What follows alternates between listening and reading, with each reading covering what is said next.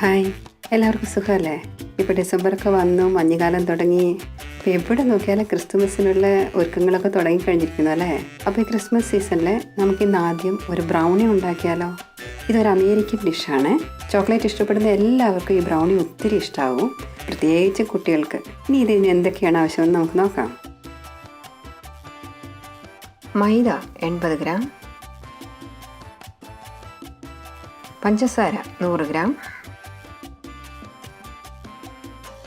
മുട്ട 2,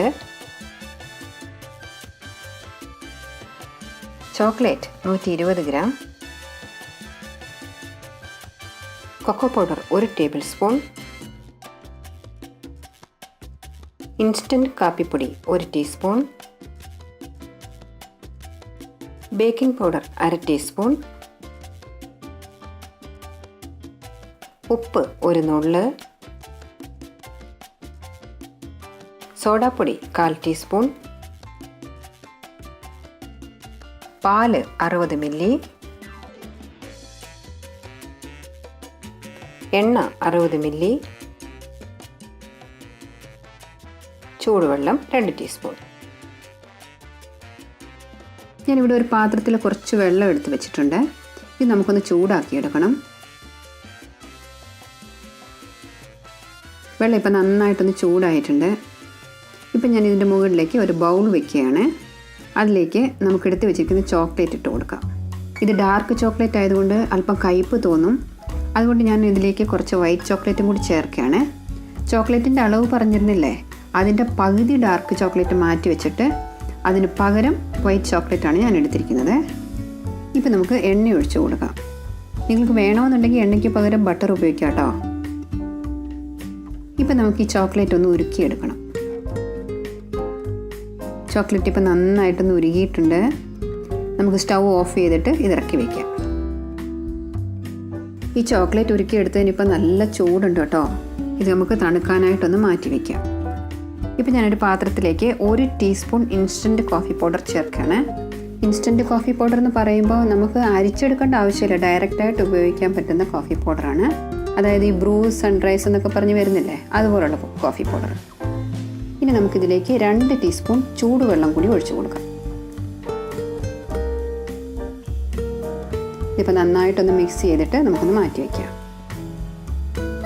ഇപ്പം നമുക്ക് ഈ മൈദയിലേക്ക് 1 tablespoon cocoa powder, 1/2 teaspoon baking powder, 1/4 teaspoon സോഡാപ്പൊടി, 1 നുള്ള് ഉപ്പ്, ഇത്രയും ചേർത്ത് നന്നായിട്ടൊന്ന് ഇടഞ്ഞെടുക്കണം. ഇപ്പം ഞാനൊന്ന് ഇടഞ്ഞെടുത്തിട്ടുണ്ട്. ഇതിനി മാറ്റി വെച്ചിട്ട് നമുക്ക് ചോക്ലേറ്റിലേക്ക് ബാക്കിയുള്ള ചേരുവകളൊക്കെ ചേർത്ത് കൊടുക്കാം. ഇപ്പം നമുക്ക് ആദ്യം പഞ്ചസാര ചേർത്ത് കൊടുക്കാം. പഞ്ചസാര നന്നായിട്ട് അലിയണമെന്നൊന്നും ഇല്ല കേട്ടോ. ഇപ്പം നമുക്കിതിലേക്ക് 1 മുട്ട ചേർത്ത് കൊടുക്കാം. ഇത് നമുക്ക് ഒരു വിസ്ക് ഉപയോഗിച്ച് നന്നായിട്ടൊന്ന് മിക്സ് ചെയ്തെടുക്കണം. ഇപ്പോൾ ഈ മുട്ട നന്നായിട്ടൊന്ന് മിക്സ് ആയിട്ടുണ്ട്. ഇനി നമുക്കിതിലേക്ക് 1 മുട്ട കൂടി ചേർത്ത് കൊടുക്കാം. നിങ്ങൾക്ക് വേണമെന്നുണ്ടെങ്കിൽ വനില എസൻസ് 1/2 ടീസ്പൂൺ ചേർത്ത് കൊടുക്കാം കേട്ടോ. ഇല്ലാന്നുണ്ടെങ്കിൽ കുഴപ്പമില്ല, കാരണം ഇതിൽ മുട്ടയുടെ മണമൊന്നും ഉണ്ടാവില്ല.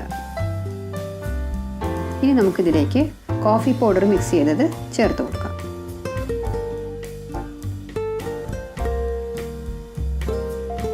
ഇതെല്ലാം ഇപ്പം നന്നായിട്ടൊന്ന് മിക്സ് ആയിട്ടുണ്ട്.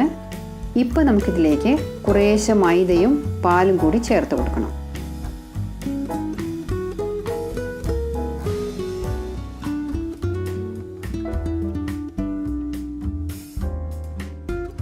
ഇപ്പോൾ നമ്മുടെ ബ്രൗണിക്കുള്ള ബാറ്റർ റെഡി ആയിട്ടുണ്ട്.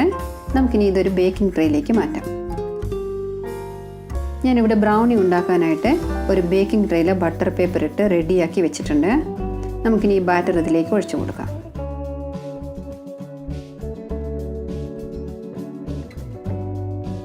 ഇനി നമുക്ക് ഇതിൻ്റെ മുകളിലേക്ക് കുറച്ച് ചോക്ലേറ്റ് കൂടി ഇട്ട് കൊടുക്കാം. നിങ്ങളുടെ കയ്യിൽ ചോക്ലേറ്റ് ചിപ്സ് ഉണ്ടെന്നുണ്ടെങ്കിൽ അതിട്ട് കൊടുക്കാം കേട്ടോ.